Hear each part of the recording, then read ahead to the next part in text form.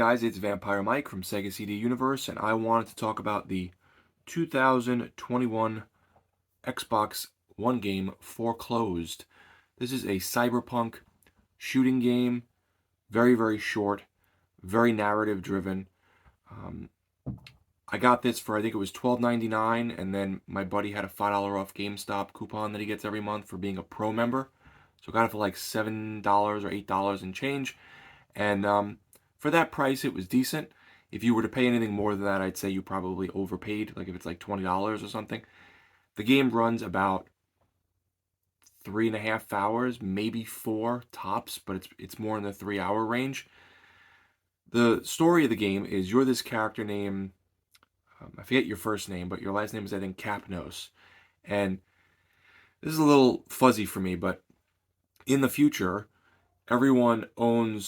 all companies own people's identities, and you have like implants and robot parts, and the company is foreclosing on your identity and making you, I guess, illegal or some kind of like person who has no ID, and you're sort of like now going to not be in the system, so you can't get a job and you can't do anything, and you're trying to figure out what's going on, and you're wrapped up into this bigger plot about experiments and this company that's doing these experiments on certain individuals with their implants, and you're trying to make your way there and stop it so that you can get your identification back and be back on the grid, so to speak. It's a weird story. It's definitely convoluted. The game is extremely stylish. It looks like a cel-shaded sort of comic book. There are scenes where you walk around and the scenes sort of change, almost like Comic Zone on the Genesis, where like it cuts out panels and shows you different little views of you walking, and then you can shoot and you can get different abilities, sort of like Control in a very, very minimal way. If you play that game, you can lift up people and smash them to the ground.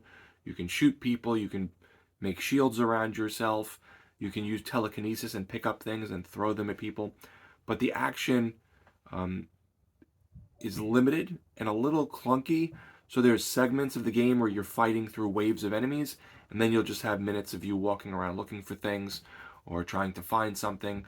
Normally it's turning power on for like an elevator or a generator, and then you have to solve a puzzle or find a certain area. Throughout the game, while you're walking around, you'll find these green nodes that are hidden, and if you access them, you get extra experience points.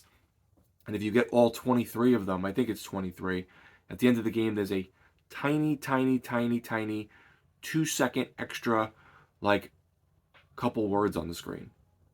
So the game was fairly interesting, and I was engaged to an extent, and I thought it was very cool looking.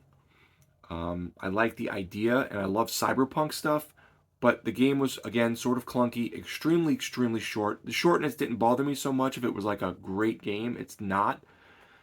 It sort of reminded me a little bit of, I can't think of the name of it. I beat it a few years ago. It was really, really weird, from like some Polish or Russian team. A Past Cure. Kind of reminded me a little bit of Past Cure, but not as clunky and way more cool.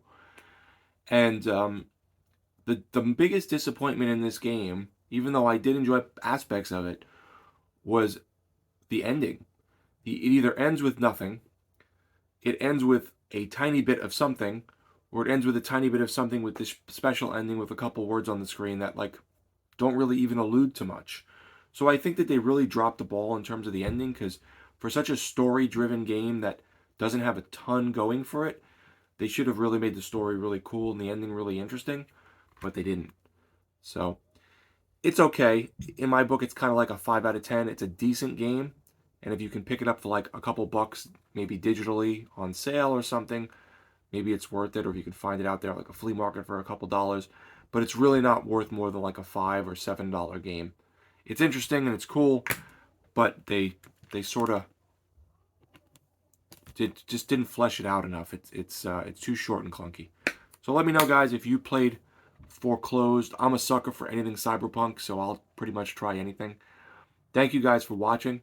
It's Vampire Mike from Sega CD Universe. Be good.